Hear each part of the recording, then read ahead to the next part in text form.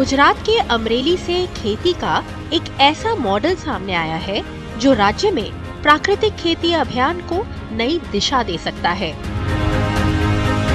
College of natural farming, Gujarat natural farming science university Amreli के सफल प्रयोग ने साबित कर दिखाया कि बिना रासायनिक खाद के भी उत्पादन में बढ़ोतरी संभव है। गुजरात के राज्यपाल आचार्य देवव्रत इस सफल मॉडल का निरीक्षण भी कर चुके हैं।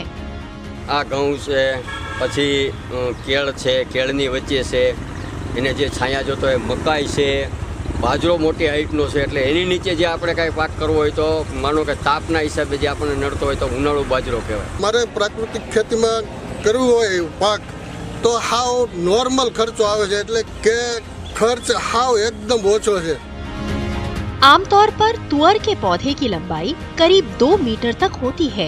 वहीं अमरेली में जीवामृत के प्रयोग से तुअर दाल के पौधों की लंबाई 4 मीटर और फैलाव करीब 3 मीटर तक पहुंच गया। इतना ही नहीं, फसल पूरी तरह रोग मुक्त और कीट मुक्त पाई गई।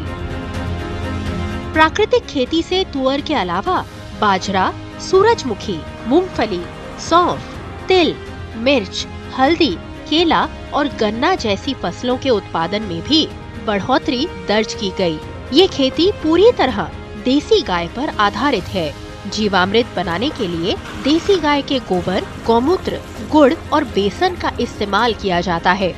खेती में रासायनिक खाद और कीटनाशकों का इस्तेमाल बिल्कुल नहीं किया जाता। इससे किसानों को महंगे उर्वरकों और कीटनाशकों के खर्च से भी छुटकारा मिल जाता है।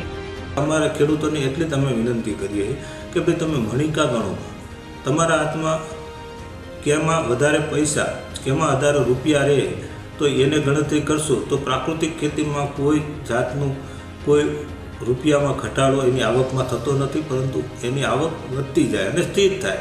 ऐसे में केमिकल फ्री गुजरात के विजन को जमीन पर उतारने की दिशा में अमरेली का ये मॉडल एक मजबूत और टिकाऊ पहल बनकर उभर रहा है।